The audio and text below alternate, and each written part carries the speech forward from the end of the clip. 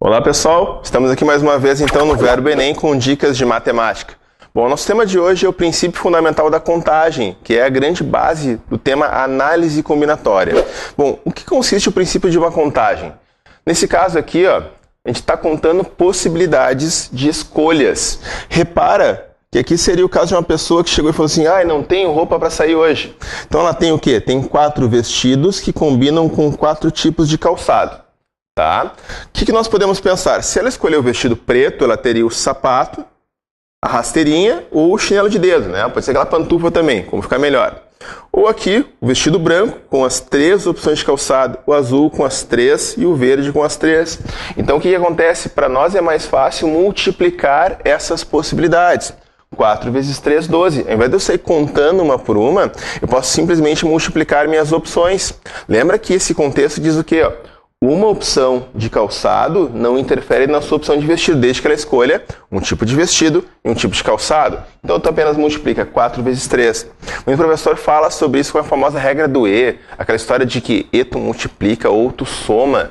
Tá? Na verdade, essa regra, muitas vezes falada para meio que facilitar o entendimento, ela consiste nisso, é que tu vai fazer uma escolha de cada uma. Então, é vestido e calçado. E as duas coisas são independentes. Não tem problema, por exemplo, de um vestido preto não combinar com um chinelo. Não tem problema, todos combinam, então eu multiplico. Um outro caso, por exemplo, até a questão do Enem na prova do ano retrasado, tem aqui o jogo de detetive. Tá? A questão abordava ali uma gincana escolar, falava do diretor, das possibilidades de resposta dessa questão. Qual é a regra do jogo? São 9 cômodos, 4 personagens e 5 objetos. Tem que adivinhar um cômodo, um personagem e um objeto. Bom, se tu adivinhar, tu tem aqui a resposta certa para ganhar o jogo. Quantas respostas são possíveis nesse caso? Bom, para cada um dos 9 cômodos temos 4 personagens e 5 objetos. Lembra que o cômodo não restringe o personagem ou o objeto. Então, mais uma vez, é uma escolha totalmente independente. 9 vezes 4 vezes 5. 9 vezes 4 vezes 5, 180. Então, são 180 respostas possíveis. E a nossa chance seria 1 em 180 dada uma resposta, tá? Nesse caso. Bom, um outro exemplo aqui, ó, seria uma dieta onde tem alimentos do grupo 1 e alimentos do grupo 2. Eu vou escolher um tipo de alimento de cada um. Então tem aqui, ó, arroz, massa, batata doce, para ficar monstrão. Grupo 2, frango, peixe, ovos e proteína de soja, tá? Tu vai escolher qualquer um deles, desde que seja feita a escolha. Bom, mais uma vez então, 4 vezes 4, 16, tá? Qual é a nossa ideia então? Multiplicar sempre as escolhas independentes, tá? E com isso, a gente tem aqui o princípio fundamental da contagem, que é a grande base da análise combinatória. Fica muito mais fácil entender o restante da matéria conhecendo aqui o princípio da contagem. Bom, mais um exemplinho aqui, ó. Essa ideia de multiplicar nossas possibilidades nos dá várias vantagens em relação a outros problemas, tá? Por exemplo, eu poderia pensar aqui na seguinte situação. Imagina que eu tenho aqui um caso onde eu vou pensar num automóvel, onde aqui está a vaga do motorista e os 3 lugares ali do pessoal que não dirige, tá? Daí o problema aborda a seguinte situação. Uma família composta por 5 pessoas, apenas 2 sabem dirigir.